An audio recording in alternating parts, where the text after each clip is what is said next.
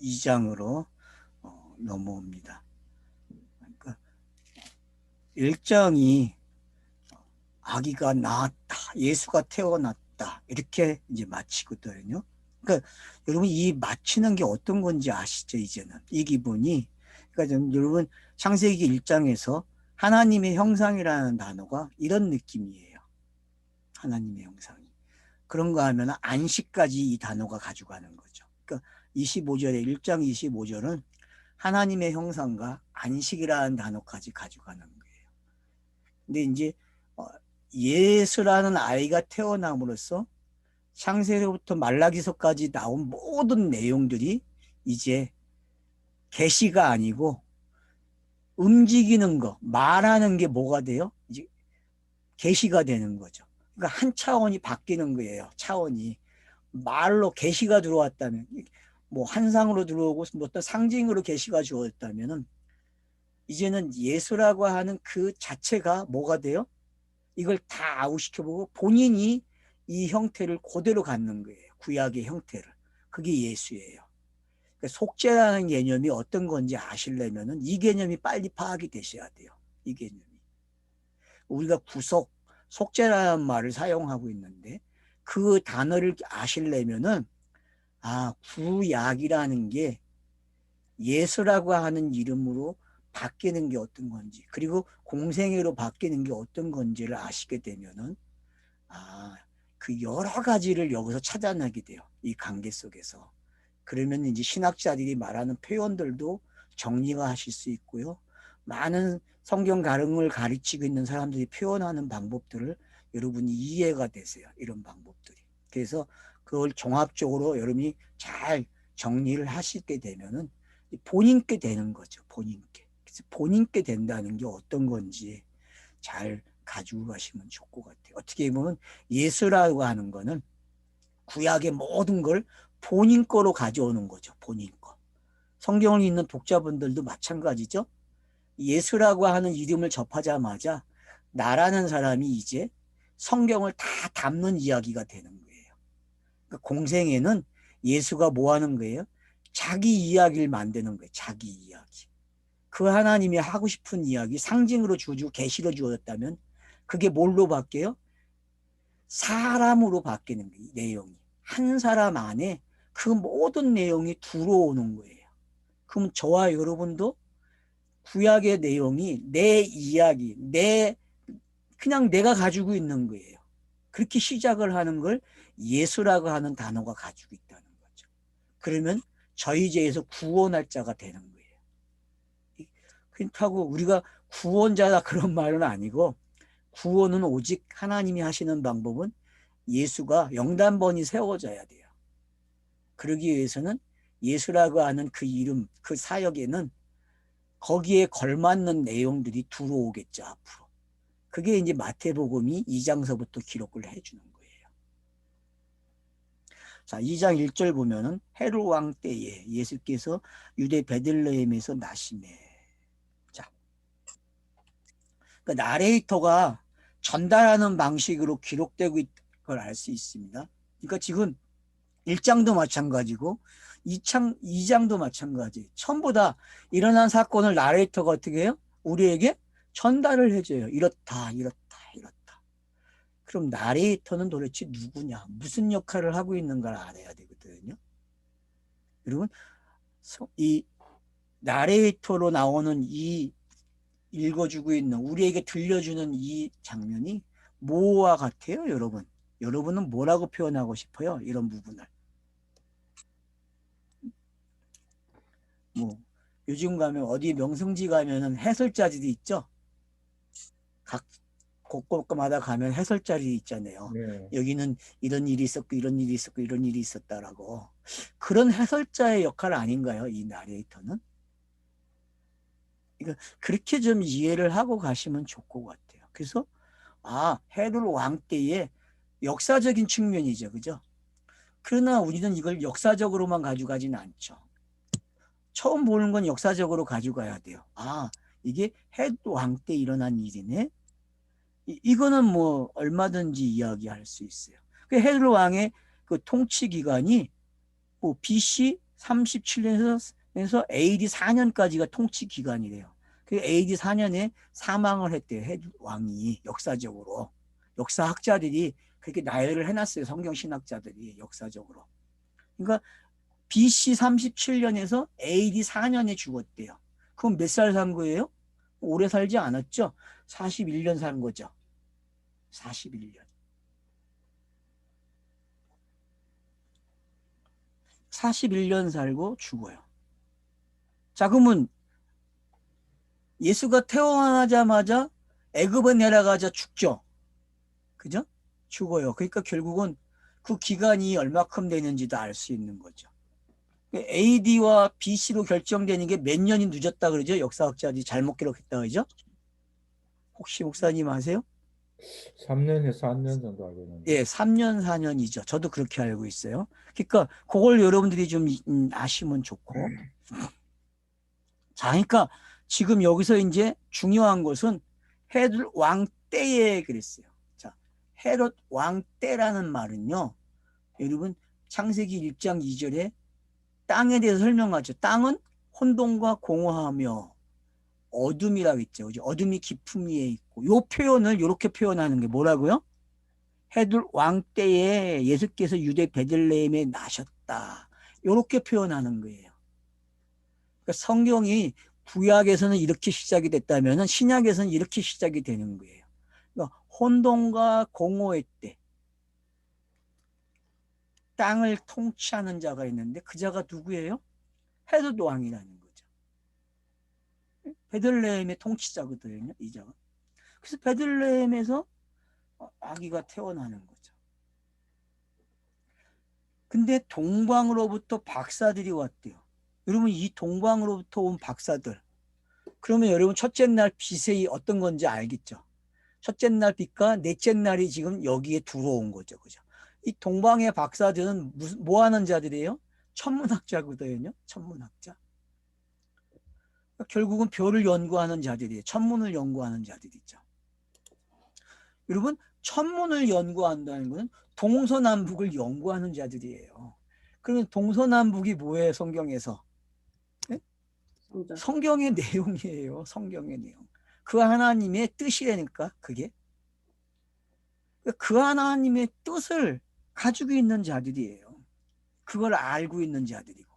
그러니까 자기들이 별을 관측하다가 어떤 별이 갑자기 큰 별이 등장해가지고 자기들을 인도해. 그러니까 따라가는 거죠. 그러니까 지금 여러분 창세기 1장에 그 첫째 날, 둘째 날, 셋째 날, 넷째 날이 어떻게 여기에 지금 병행돼서 들어오는지만 관찰이 되신다면은 창세기 있는 재미가 쏠쏠하죠. 지금 바로 요 때에 도착을 한 거예요. 이 말은 뭐예요? 딱 터트려야 될 시간이 됐다는 거죠. 그 시간. 창세기에서는 시작을 막 하고 있지만 여기는 뭐예요? 그 시작이 이제 완료되는 점이죠. 그 완료가 돼서 진짜가 태어나는 거죠. 진짜가 난 거예요. 진짜가 나니까 동방 박사들이 찾아오는 거예요. 뭐에? 그 별을 연구하는 자들이니까 천문학자들이니까 뭔 징조를 보고 쫓아오는 거죠. 표적을 보고. 맞죠? 구약이라고 하는 그 표적을 가지고 있던 사람들이 이제 어떡합니까? 진짜가 등장하는 걸 쫓아오는 거예요. 막 안내를 해요. 일로 와라, 일로 와라. 맞죠? 구약 책이 어떻게 해요? 우리에게 계속 한 장 한 장을 넘기면은 천문학자들처럼 별을 쫓아가는 게 돼야 안 돼요. 별을 연구하는 거와 똑같아요. 여러분 구약 성경 읽은요. 그래서 구약 성경을 읽고 오신 분들은 지금 전부 다 동방 박사라니까요. 이해가 되십니까? 이 말이? 그래서 성경 읽기를 꾸준히 하신 분들을 성경은 뭐라 그래요? 동방 박사 그래요. 동방 박사.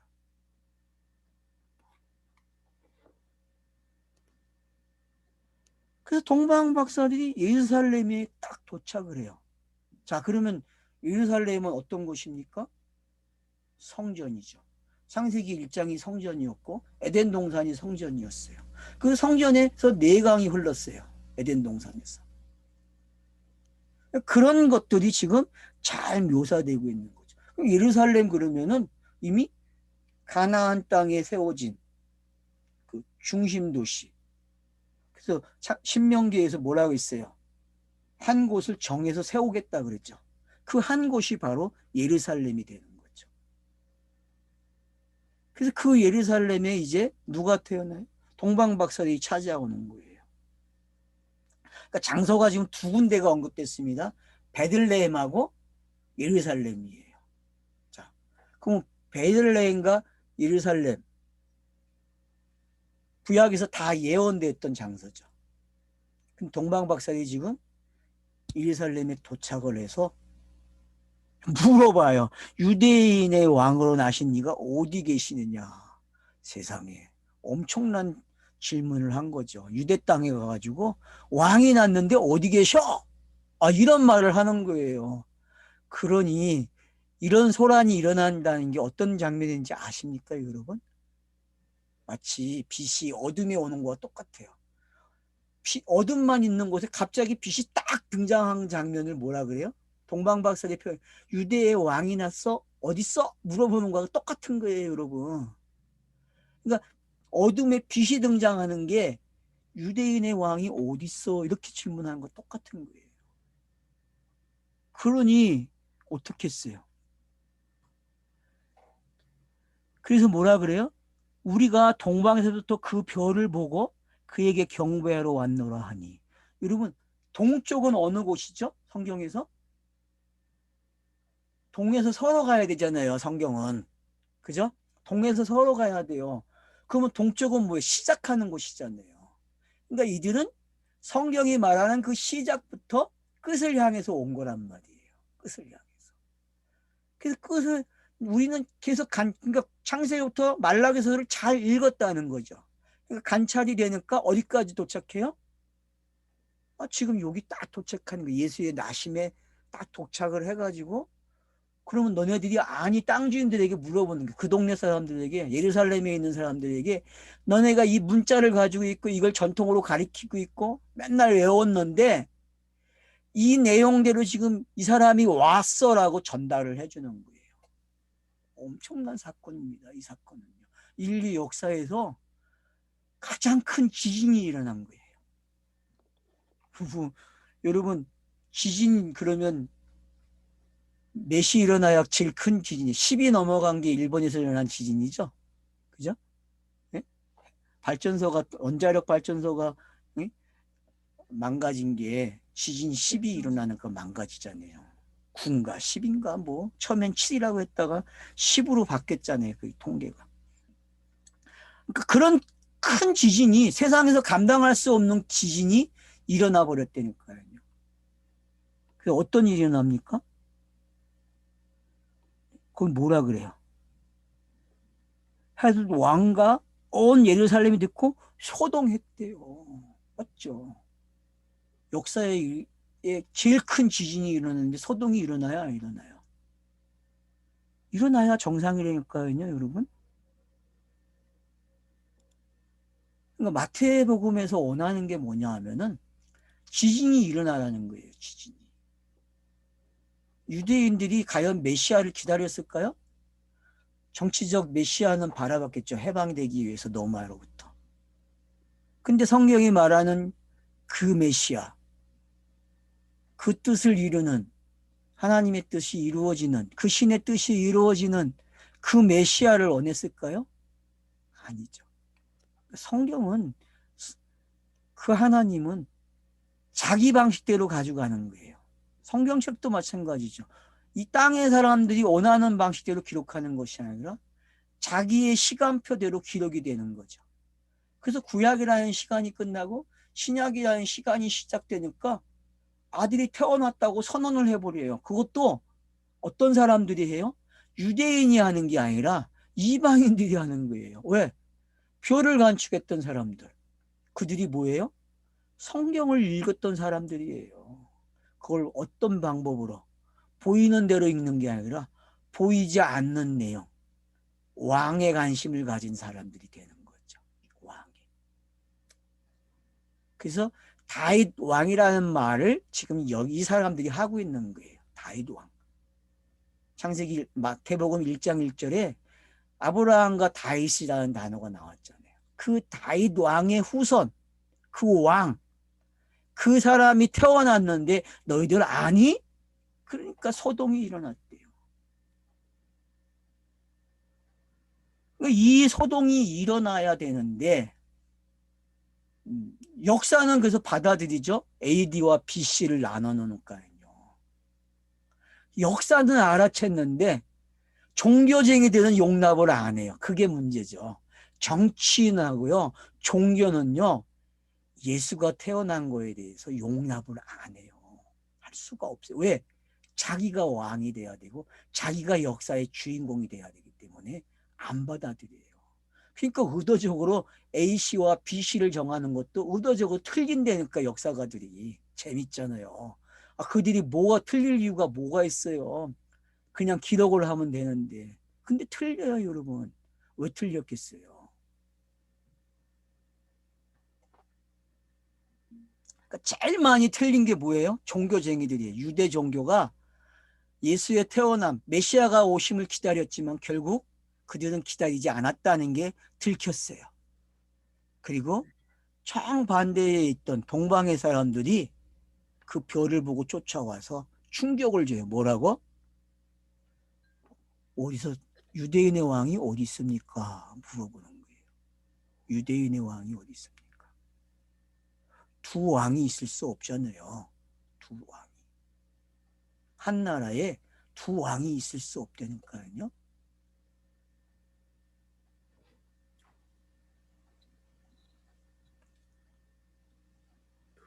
그래서 헤롯 왕과 온 예루살렘 듣고 소동했다. 왕이 모든 대제사장과 백성의 서기관들을 모아 그리스도가 어디서 나겠느냐 물으니, 자, 절차를 밟아가고 있어요. 그러니까 불러요. 대제사장을 부르고 서기관을 불러요. 그러니까 여러분 왜 대제사장을 부릅니까? 이들은 역사를 계속 이어온 사람들이고 서기관들은 계속 필기를 했던 사람들이에요. 성경에 대해서. 그리고 기록으로 계속 남겨졌던 사람들이죠. 그러니까 성경이에요. 이 자체가 성경이에요. 그러니까 이들이 대답을 해줘요. 뭐라고요? 베들레헴입니다 라고 대답을 해요. 선지자가 이렇게 기록을 했습니다. 또 유대 땅 베들레헴아 너는 유대 고을 중에서 가장 작지 아니하도다. 내게서 한 다스리는 자가 나와서 내 백성 이스라엘의 목자가 되리라 하였습니다. 미가서 5장 2절을 인용을 했어요. 그래서 선지자들이 이렇게 예언을 했고 이 장소에서 태어난다고 가르쳐줬죠. 그러니까 이런 절차들이 왜 일어나고 있는지. 그러니까 여러분 우주 만물이 항상 쇼를 하고 있잖아요. 특별히 별들의 쇼는 대단하잖아요. 그죠? 그래서 관측자들이 별만 보면은 매일 쇼가 일어난다 그러잖아요. 매일 떨어지고 뭐 무슨 일이 일어난다고 징조들이 계속 있다라고 이야기했는데, 여러분 그런 징조들이 기록한 게 성경이라니까요. 그러니까 그 징조를 바르게 해석하는 방법이 어디 있느냐 할 때에 성경이 이야기하는 거예요. 성경책이. 그러니까 사람들이 자연을 가지고 관측을 하는데 판단을 하고 예견을 받아요. 근데 그런 것들이 종합되어 있는 곳이 어디예요? 성경이라는 거죠. 그러니까 창조주가 물질을 창조하고 문자로 창조를 가르쳐준 이유는 어디에 있어요? 메시아에 관심을 가지라는 게 메시아에. 근데 많은 사람들은 관심을 거기에 갖지 않는다는 거죠. 세상에서의 모든 학문은 메시아에 관심이 있는 게 아니라 뭐에 관심이 있어요? 자기가 왕이 돼야 되는데 관심이 있고 자기가 뭔가를 누려야 되고 잘 살아야 되는데 관심이 있는 거예요.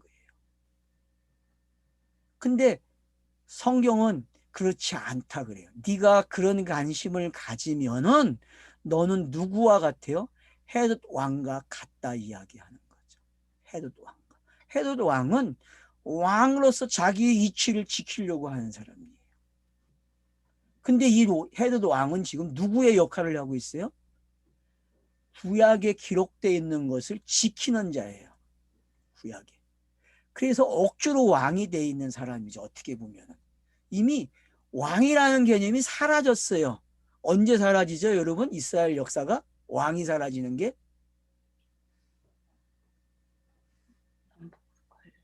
바벨론 포로 가면서 사라지는 거예요, 여러분. 그래서 그 이후로는 왕이라는 말을 안 써요. 그리고 분봉왕 뭐 그런 거 세워요. 노마가 돈 받아 먹기 위해서, 세금 걷기 위해서 왕을 세워준다니까요. 그래야 움직이는 거 아니에요. 통치 방법이죠, 하나의. 그런 방법으로 세워져. 성경이 가져오는 전통이 사라져요. 이 말은 뭐예요? 아, 성경의 왕들은 상징이라고 가르쳐 주는 거죠. 그래서 진짜 왕을 기다려야 된다는 거죠. 진짜 왕. 근데 동방박사들이 와가지고 충격을 줘요. 야, 진짜 왕이 났대. 그러니 헤롯 왕이 큰일 났어요. 자기가 누려왔던 거 다 뺏기게 생겼다니까요. 혹시 기독교인들이 이런 오해를 할 수 있어요, 여러분. 기독교인들이 다른 종교에 있다가 기독교 오게 되면은 되게 보면 망하는 집안이 많아요, 잘 되는 집안이 많아요. 목사님, 하나 묻고 싶어. 잘 되는 집안이 많아요, 망하는 집안이 많아요, 기독교로 오면은? 케이스 바이 케이스겠지. 그렇죠. 케이스 바이 케이스네. 근데 망해서 오는 사람들 이야기가 더 많더라고. 망해. 그러니까 기독교로 부자였었는데 기독교 와가지고 망하는 사람들이 많더라고. 점점 까먹어. 그럴 수밖에 없죠. 종교는 어떻게 해야 돼요? 자기 재산을 종교에 바쳐야 되니까 망할 수밖에 없는 거죠. 그 돈을 플러스 시키려면 얼마나 많이 사기를 쳐야 되겠어요, 땅에서. 그러니 얼마나 열심히 살겠어요, 이들이. 물론 오해는 하지 마세요. 저는 뭐 좋다 나쁘다를 이야기하는 게 아니라 그냥 설레발 떠는 거예요. 그 이야기는. 그러니까 그렇게 그냥 이해를 하세요. 중요한 것은 지금 헤롯 왕의 상태가 그렇다는 거예요. 헤롯 왕 상태가. 참, 이 갈등은 어떤 갈등일까요? 여러분, 구약의 관점에서 구약의 대표자가 헤롯 왕으로 보입니까? 그래서 이 번역을 좀 다르게 하면 더 재미나는 번역이 될 것 같아. 이 버전도 한번 시간 내시는 분들은 이 장면들을 번역을 한번 다시 해보세요. 그러면은 아마 다른 번역도 가능할 것 같아. 제가 봤을 때는요. 그래서 지금 베들레헴에서 한 목자가, 이스라엘의 목자가 태어난다고 딱 예언해놨는데, 이에 헤롯이 가만히 박사들을 불러 별이 나타난 때를 자세히 묻고, 자, 자세히 물었대. 별이 어디서부터 시작이 됐는지. 그러니까 지금 창세기 1장부터 별이 시작됐잖아요. 그죠? 그죠, 여러분? 그걸 또 물어본 거예요. 그때부터 시작돼서 지금 자기들에게 인도에서 온 그때까지를 지금 물어보는 거예요. 이 헤롯 왕이요. 물어보니까 뭐라 그래요? 베들레헴으로 보내줘요. 여기서 죽이지 않는다니까, 이 사람들을 여기서 죽이지 않고 보내서 찾아내기를 원하는 거예요. 자기가 찾는 게 아니라 이 사람들을 찾게 만드는 거죠. 그러면 성경 읽기 하는 분들이 알아야 될 게 뭐냐면은, 아, 내가 지금 찾아야 되는구나. 성경에 기록된 내용들을 내가 찾아야 돼. 어떻게 해요? 베들레헴에 태어난 이 예수가 정말 구약의 그 14대, 14대, 14대로 연결해서 온 그 성경이 말하는 그 메시아가 맞구나라는 거를 찾는 기쁨이 있어요. 동방박사처럼 찾는 기쁨이 있으라는 거예요. 구약 성경을 읽고 오신 분들에게 저자가 지금 뭘 해요? 좀 기쁨을 가지라. 어떤 기쁨? 여러분들이 성경을 이렇게 읽고 왔는데 여기서 그 기쁨을 맛보라는 거예요. 기쁨. 그리고 좀 예물을 내놓으래. 맞다고. 성경 자체가 예물을 중요하잖아요. 그래서 동방 박사들이 항공과 몰약과 유황을 드려요. 그게 뭐예요? 그 내용들은 다 뭐예요? 예수의 공생애와 관계되어 있고 죽음과 관계되어 있는 재료들이에요. 전부 다. 그럼 그럼 예수의 공생애 사역이 뭔지가 정확하게 읽어내는 거죠. 그러니까 이렇게 제가 미리 말씀을 드리는 이유는 동방 박사들이 별을 본 때로부터 그 지금까지 온 이야기를 해줬다는 거예요. 이 이야기는 성경의 나레이터들이 해왔던 일이잖아요. 그리고 마태복음의 저자가 지금 나레이터를 통해서 해주고 싶은 말이고, 그러면 이 말을 듣는 저와 여러분이 지금 성경이 막 스쳐가고 있잖아요. 그죠? 미가서 5장 2절만 스쳐가겠어요? 아니죠. 창세기 1장부터 스쳐가는 것들이 너무나 많아요. 그 많은 내용들이 스쳐가고 있어요.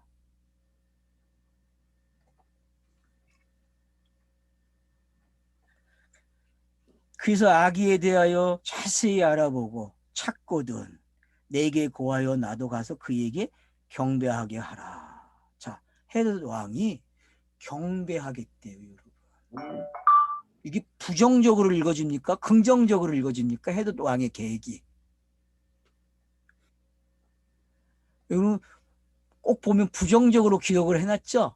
번역을 그렇게 해놨어요. 버전을 자체를 읽는 독자들로 하여금 부정적으로 읽으라고 번역을 해놨다니까. 그럼 우리는 어떻게 읽어야 돼요? 긍정적으로 읽어야 돼요. 긍정적으로.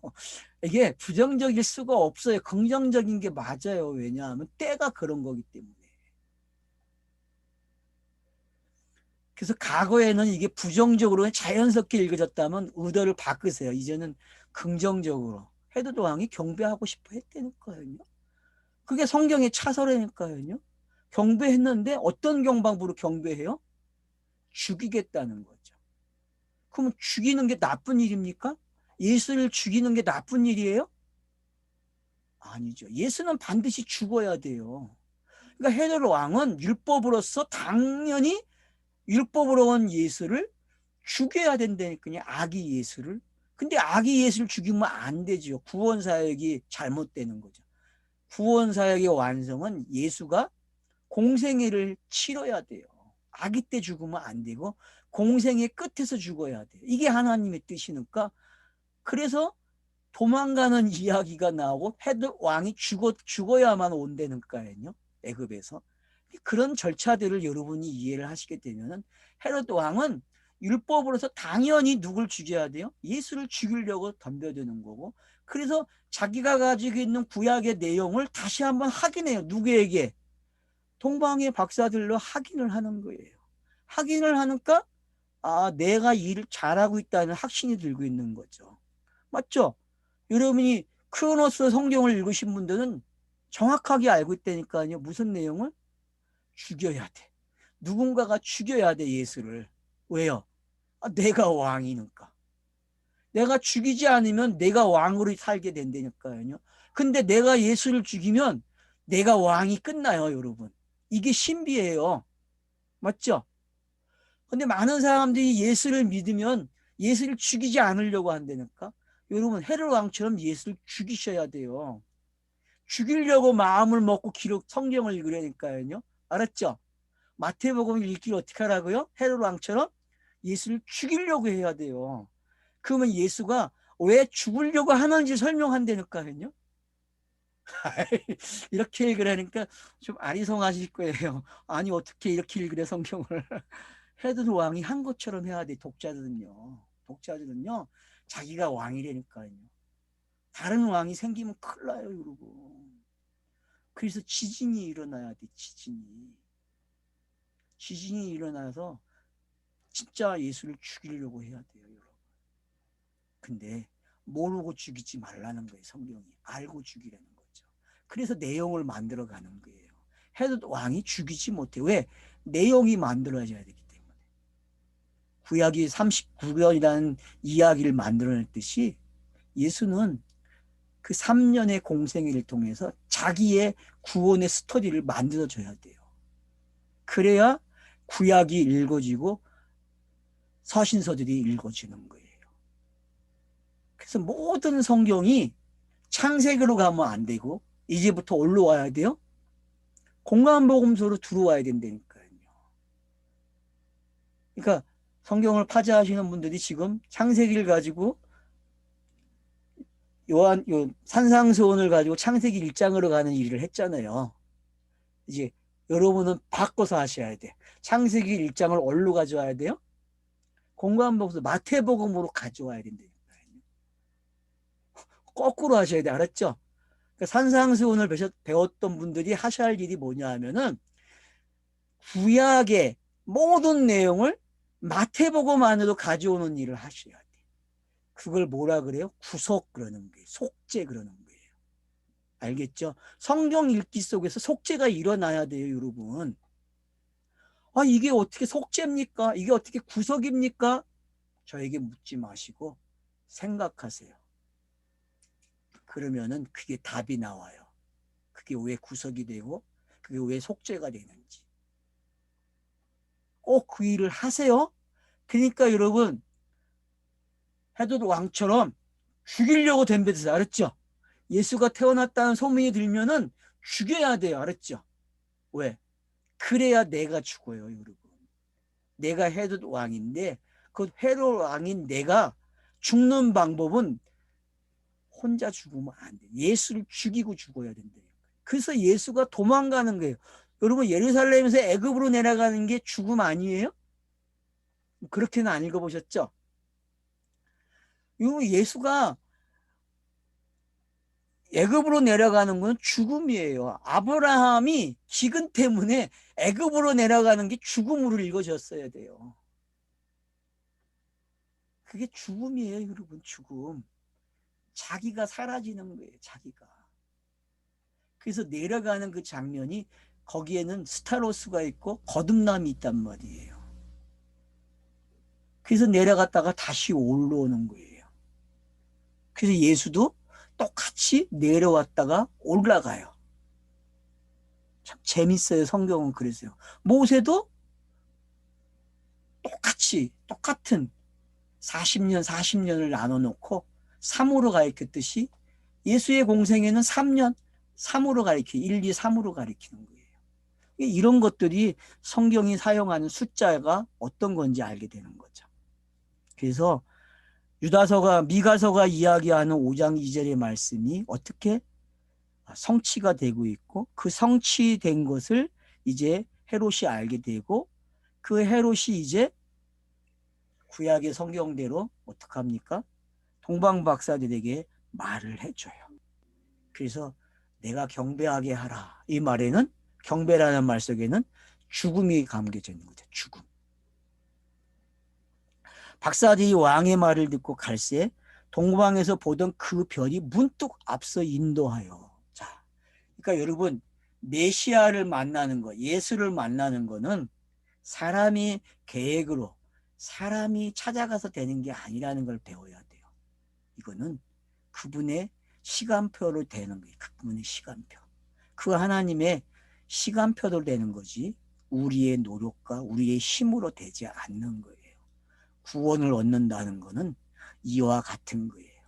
문득 일어난다니까요. 문득. 우연히. 여러분이 구원받은 게 우연. 그러면 어떻게 성경이 우연이라는 말을 쓰냐고. 우연이라고 번역된 데가 있어요, 여러분. 우연이라는 말이 딱 한 번 사용되는데 누께서에 나온다니까? 보아스의 밭에 룻이 우연히 도착했다 그래요, 여러분. 우연히. 성경이 그런 단어를 사용해요. 뭐 택했다. 그런 개념들 이제 좀 없애세요. 택함 받은 사람은 예수밖에 없어요. 물론 예수 안에서 우리가 택함 받은 거 설명이 좀 필요하겠죠. 자, 그러니까 여기서 우리가 문득 인도하던 그 별이 다시 나타나요. 예루살렘 도착하니까 없어졌어요. 왜? 거기에는 뭐가 있기 때문에?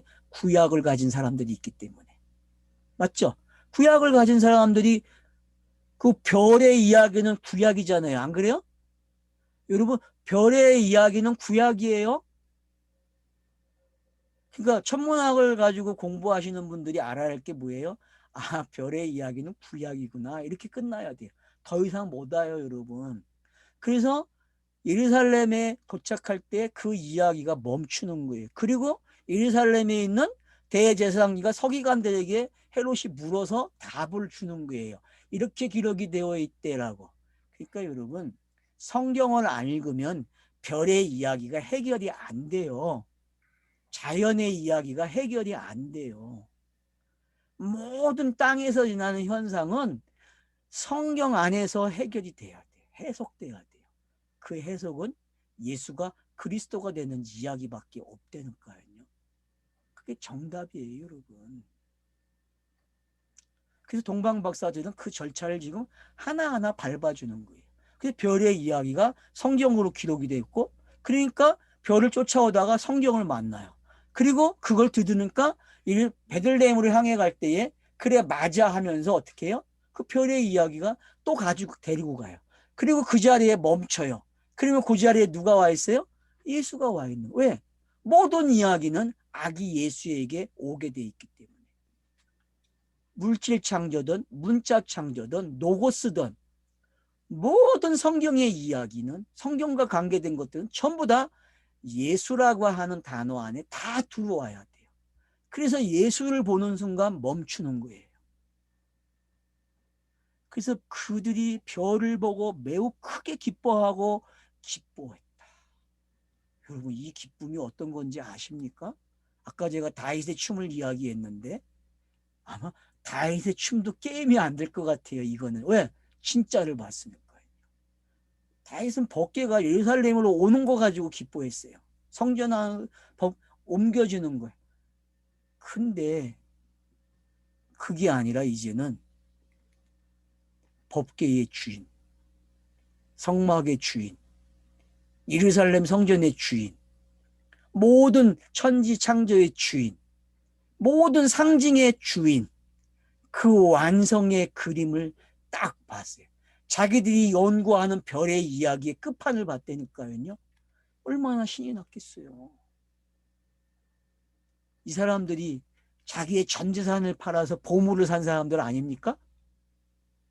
여러분, 마태복음 13장에 나오는 비유가 이 사람들 때문에 있는 거 아니에요? 이 사람들이 동방에서 예루살렘까지 올 때에 보통 돈이 많아야 되겠어요? 얼마나 많았겠어요? 많은 사람들이 세 사람이 내려왔다고 가르치잖아요. 동방박사 세 사람, 그런 노래가 있잖아요. 그건 거짓말. 어떻게 동방박사 세 사람만 내려옵니까? 세 사람이 오게 되면 딸려오는 사람들이 식구가 얼마큼 돼요? 여러분, 이동할 때 필요한 천문학 그 관찰을 하려면은 그 별을 관찰하려면은 얼마나 기계가 많아요. 지금은 만안경으로 만들어졌겠지만 그 당시엔 어떻게 했어요? 그게 얼마나 복잡했겠어요. 그런 것들을 다 싣고 와야 돼요. 계속 관측을 하면서 와야 돼요. 계산을 다 해야 된다니까요. 그게 성경 기록되는 방식하고 똑같잖아요. 구약이 기록되는 방식이나 천문학이 출발해갖고 예수에게 도달하는 거나 똑같아요, 여러분. 안 그래요? 똑같다니까요, 여러분. 구약 성경이나 천문학자들이 별을 관측하는 거나 똑같아요. 근데 그게 설명해왔던 그 진짜를 보는 거예요. 그러니 크게, 매우 크게 기뻐하고 기뻐했대요. 그럼 이 표현은 어떤 표현이에요? 세상에서 표현할 수 없는 표현이죠. 왜? 꼭 이렇게 돼야 될 일이었어요. 그러니까 넷째 날에 큰 강명과 작은 강명이 일을 하면은 별같이 빛나는 사람들이 있다 그랬잖아요. 그들이 지금 등장을 별의 이야기를 끝을 냈어요. 별의 이야기는 여기서 끝나는 거예요. 맞죠? 여러분, 창세기 1장에 나온 그 큰 강명, 작은 강명이 별을 만들어냈잖아요. 그래서 별이 이제 자기 이야기를 여기서 끝내는 거예요. 더 이상 별 이야기 하지 마. 성경이 결론을 내렸다니까요. 별이 가지고 있는 이야기는 예수야. 이렇게 결론을 내렸단 말이에요. 자, 이렇게 인도를 받고 계셨습니까, 여러분? 오늘 알았네요. 오늘 알았어요? 그러니까 천문학 배우세요. 안경 하나 사세요. 만안경 하나 사가지고 집에서 별을 관측하라니까. 그러면 별 관측하게 되면은 예수로 끝난다니까요. 예수로 끝나는 거예요, 여러분. 그래서 크게 기뻐하는 거예요. 그래서 자기 분야의 전문가가 되라고 저는 말해주고 싶어요. 여러분이 하시는 일에 전문가가 되려니까요. 그러면은 그 전문가는 뭘 만나요? 예수를 만나게 돼 있다니까. 그러니까 그 전문 분야에서 예수까지 못 가면 학문이 끝나지 않아요, 여러분. 과학자들이요. 정말 학문을 끝내고 싶으면 예수를 만나면 된다니까요. 왜? 자기의 끝이 예수기 때문에요. 이 간단한 걸 몰라요, 근데. 알아도 모르는 채. 왜? 자기가 왕이 돼야 되기 때문에. 자기가 이 땅에서 별이 돼야 되기 때문에 그 자리를 안 내놔요, 여러분. 그게 사람이 탐욕이고 욕심이에요. 그러니까 신지식 거부하는 거예요. 왜? 그 신지식을 가지면 자기가 털털 털려요. 아무것도 없어요.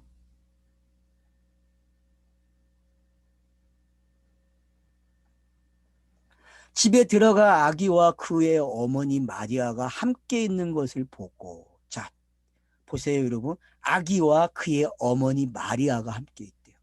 그러니까 여러분, 이 땅에 마리아가 없으면요, 계시는 꽃을 못 피워요. 알았죠?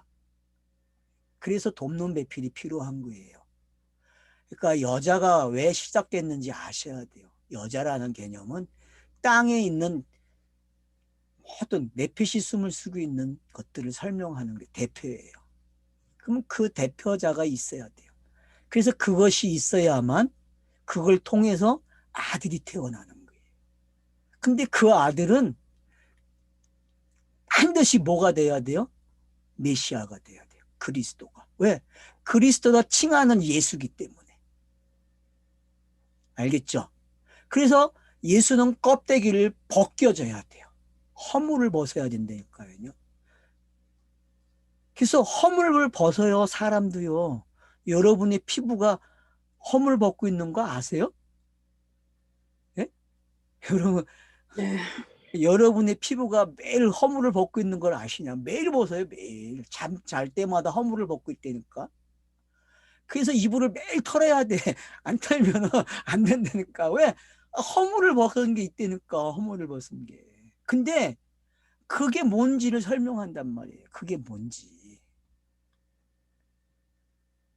그래서 신이 났어요. 아기를 보고서. 엎드려서 아기께 경배를. 왜요? 자기들이 찾던 거예요. 진리가 여기서 등장하는 거예요. 땅에 온 진리는 이래요, 여러분. 그래서 이걸 깨버려야 진짜 진리가 거기서 나온다니까. 그게 성경 읽기예요, 여러분. 구약이 이렇게 담겼어요, 이제. 알겠죠? 예? 구약이 네. 이렇게 담긴 거예요. 그래서 상징적인 물건을 동방 박사들이 내놓는 거예요.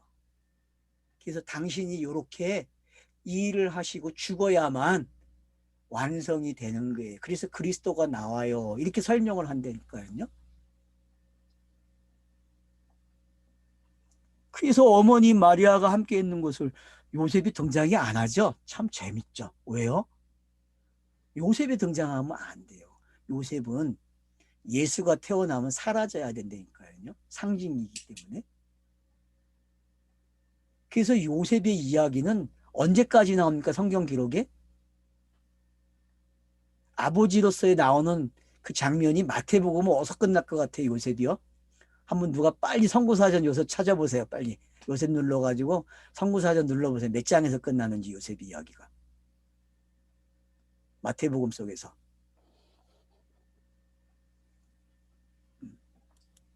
요새 장사함으로 끝내서 예? 언제예요? 무덤에 아이, 장사할 때 그거 말고 그 요셉 말고 그 요셉은 아버지 요셉이 아니니까. 아버지 마태복음 외국으로 내려갔다. 예, 2장 19절로 끝이 나죠? 2장 19절로 끝나요, 여러분. 더 이상 안 나와요. 누가복음 가면 12살 때까지 나오고 끝나요. 누가복음에서는. 그럼 왜 요셉이 안 나오는지, 그리고 다른 요셉으로 무덤을 가지고 있는 요셉으로 등장한단 말이에요. 27장서부터는요, 마태복음.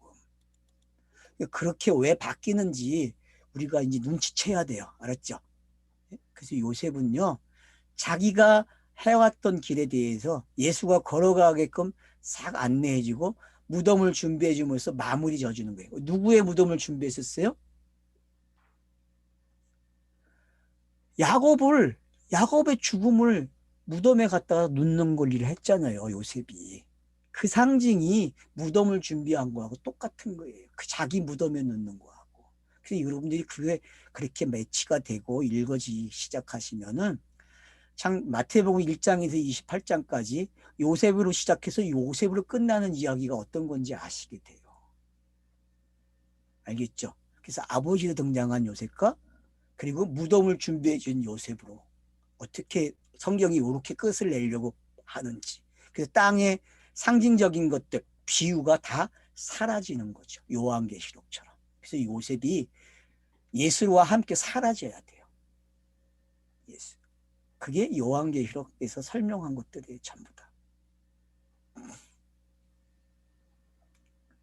그래서 이제 보배함을 열었대요.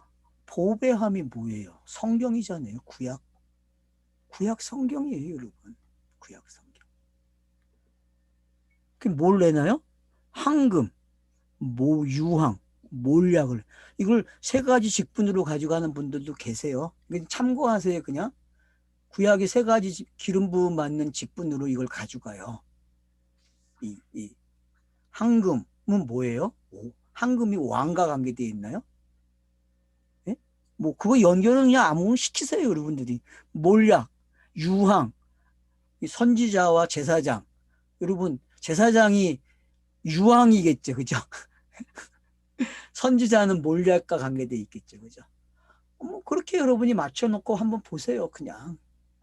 그러니까 구약이라고 제가 그러는 거예요, 구약. 그냥 이 세 가지 제목은 구약이에요, 구약. 그리스도가 와야 될 모습이죠. 그래서 그리스도가 오기 위해서는 예수가 어떻게 해야 돼요? 예수 안에 있는 그리스도를 끄집어내야 된다니까요. 결국은 이 일이 일어나야 결국 영단번 스타로스가 세워짐으로 이게 깨져서 나오는 이야기가 되는 거죠.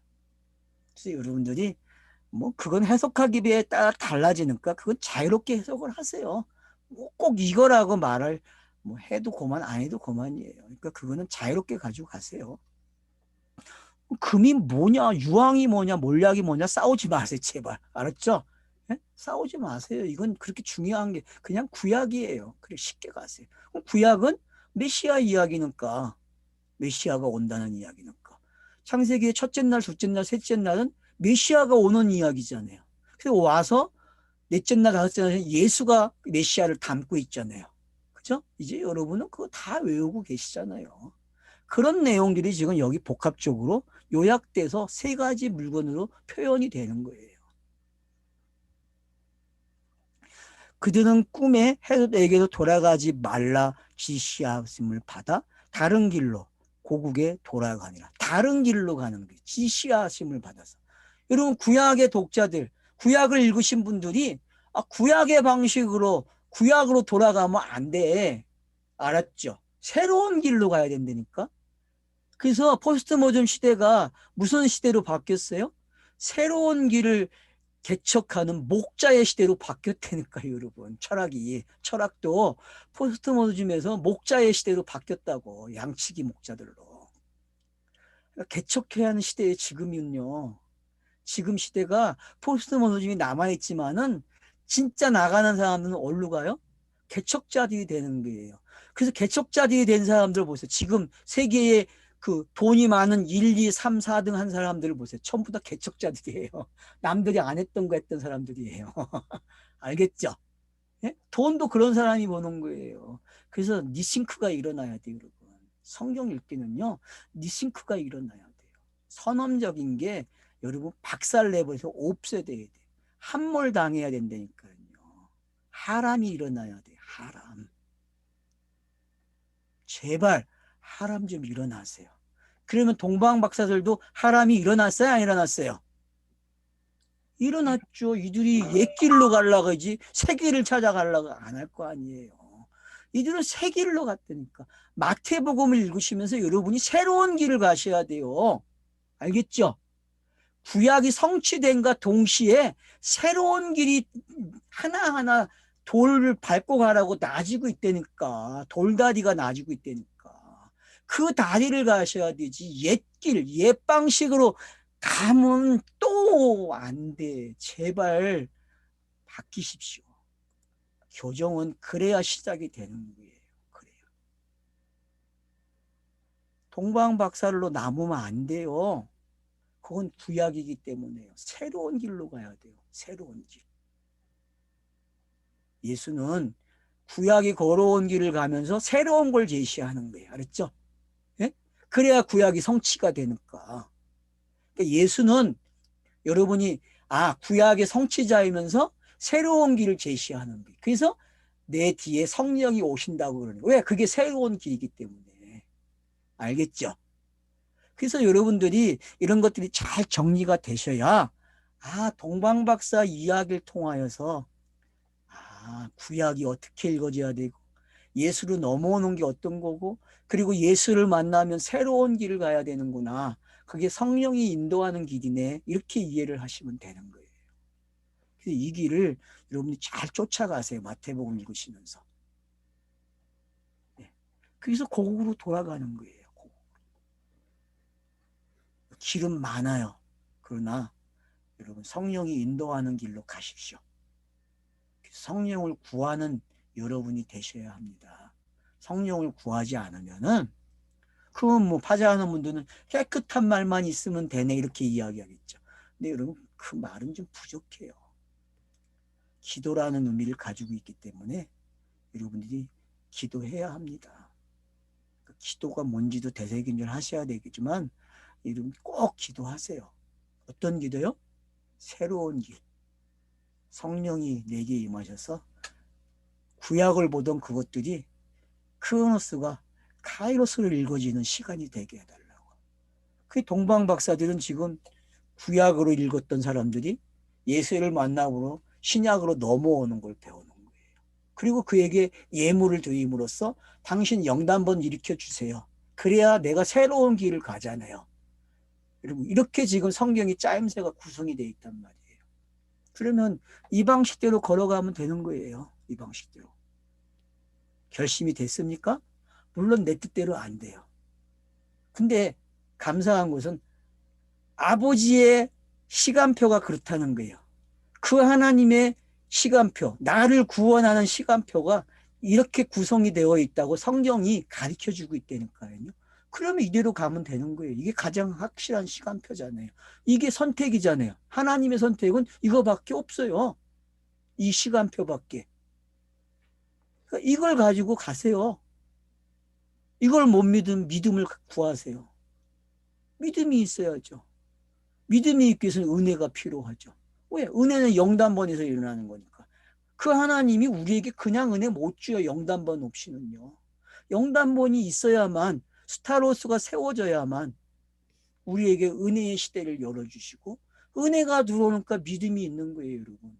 그 사람을 의로운 사람이라 영생의 사람이라 표현한단 말이에요. 그러니까 의롭다는 개념 여러분 제3 그 정도로 표현하면 안 돼요. 그냥 영이 되었다 그렇게 표현해야 돼요. 영생으로 읽어줘야 돼요. 의롭다는 단어가. 로마서에서 우리가 이야기했잖아요. 그러니까 여러분 제발 묵은 것 좀 버리세요. 묵은 거 울고 먹지 마세요. 알았어요? 그 맛이 그 맛이야. 묵은 거는 새로운 거 먹어요. 새로운 거. 마태복음 새로운 거 먹으라고 합니다. 새로운 거 먹으세요. 아멘. 예, 감사합니다. 수고하셨습니다.